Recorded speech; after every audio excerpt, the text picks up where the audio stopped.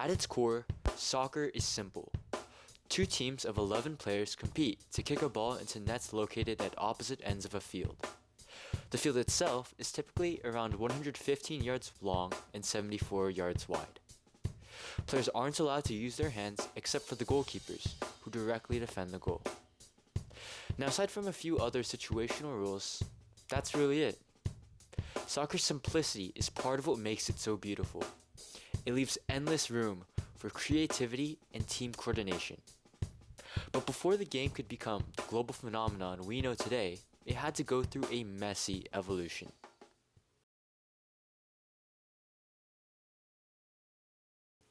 While the rules seem universal today, the sport actually had quite a chaotic beginning.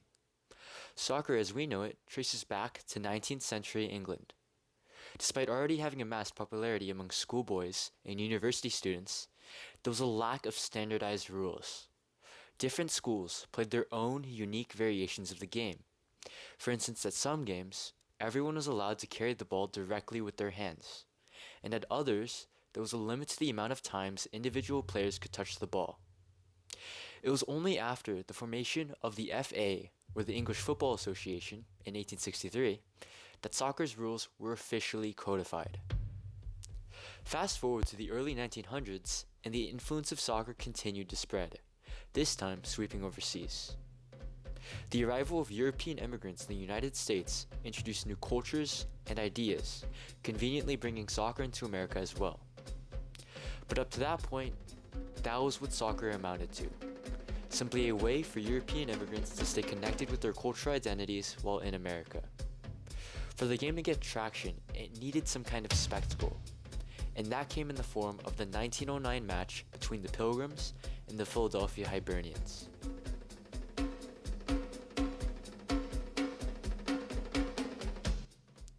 The Pilgrims were an amateur English soccer team who frequently toured America and Canada. However, they were not to be underestimated. Although the FA prohibited amateur teams from playing in professional divisions, there was an exception for individual players, with the Pilgrims roster including a few high-caliber stars. In comparison, most American teams were still centered around universities and colleges and were barely organized, let alone good at soccer. The Pilgrims' 1909 tour went exactly as you would expect. They dominated. Game after game ended in blowouts. That is, until November 4th, when the Philadelphia Hibernians, a local team from Kensington, stunned the Pilgrims with a 1-0 victory. Against all odds, they beat the Pilgrims, their win inspiring greater interest in the sport. Collegiate soccer continued to thrive as a result of the Hibernians' win, eventually leading to the development of professional leagues. At the same time, youth soccer programs popped up around the United States, giving the next generation a chance to learn the game.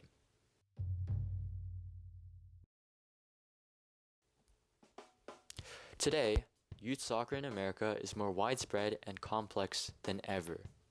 To the average player or parent, it's a tangled mess of different leagues and acronyms that easily gets confusing.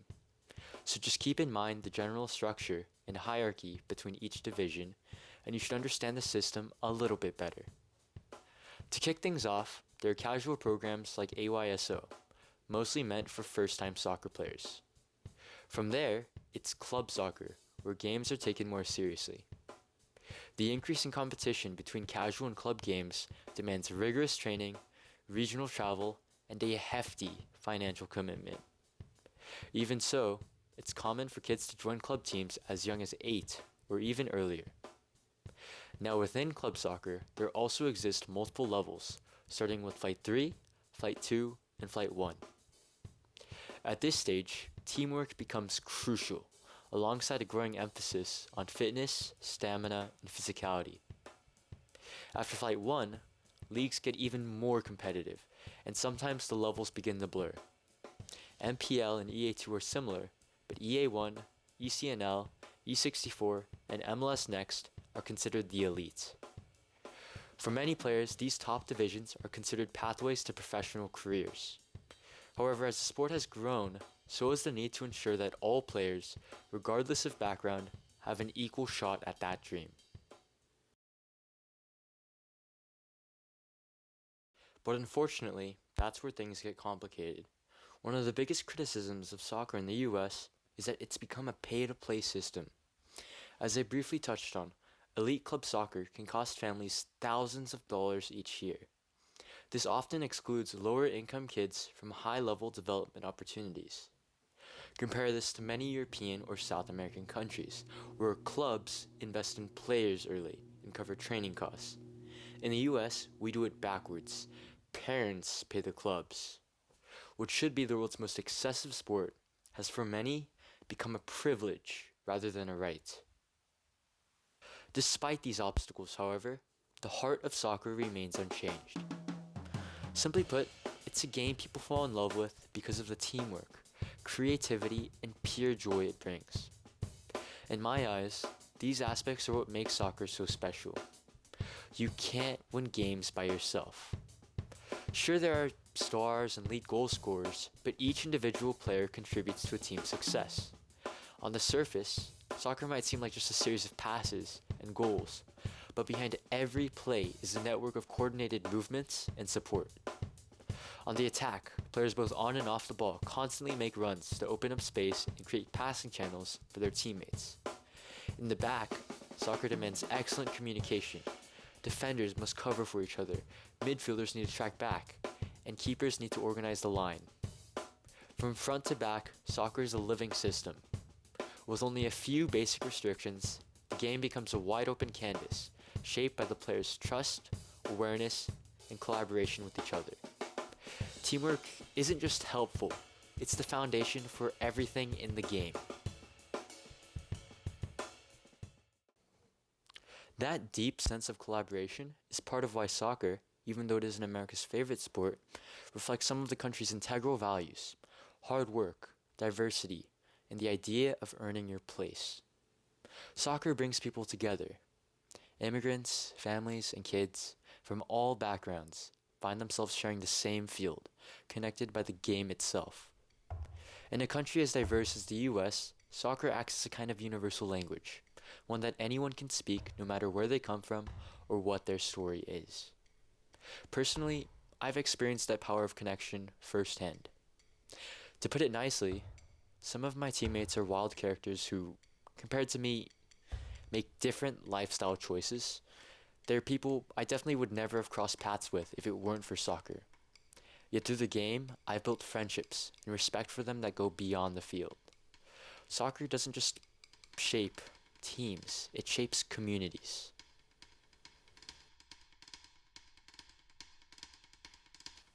My own journey with soccer started with my dad. He grew up in Brazil, where soccer is practically a way of life, and naturally, he passed that love of the game down to me. He signed me up for AYSO when I was just about a toddler, that continued throughout my childhood into elementary and middle school. It was only when I was about 13 years old that I finally joined my first club soccer team, the boys' 2008 Legends FC team under Coach F. Sheen. Yes, I joined club soccer pretty late, but after almost 4 years, I have to say everything turned out pretty well. When I first joined, the team was playing in Flight 2, and while it was a big adjustment, I quickly earned my spot on the team. Joining late meant that I had a lot to catch up on regarding my skills and overall technique, but what helped me a lot were my teammates and coaches, who kept me motivated to keep improving. Since then, we have moved up to MPL. I'm truly happy for what we've accomplished together, and I love my teammates. Soccer connects people, and for me, it's been much more than just a sport.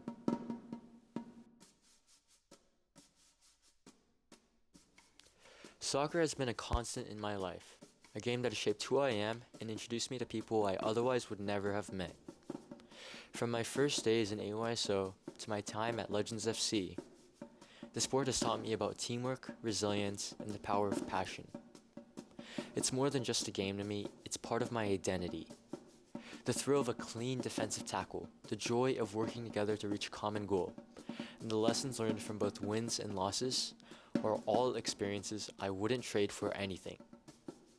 Yet as much as I love the sport, it's impossible to ignore the challenges that come with it. The pay-to-play system within youth soccer creates a barrier for many who deserve the chance to play and develop, but can't afford the costs. It's a problem that needs to be addressed if we want soccer to truly reach its potential here in the United States. Even so, while I hope for a future where the sport becomes truly accessible to everyone, I know that no matter what happens, soccer will always be a part of me. Yes, the system isn't perfect, but soccer still has given so much. Thank you.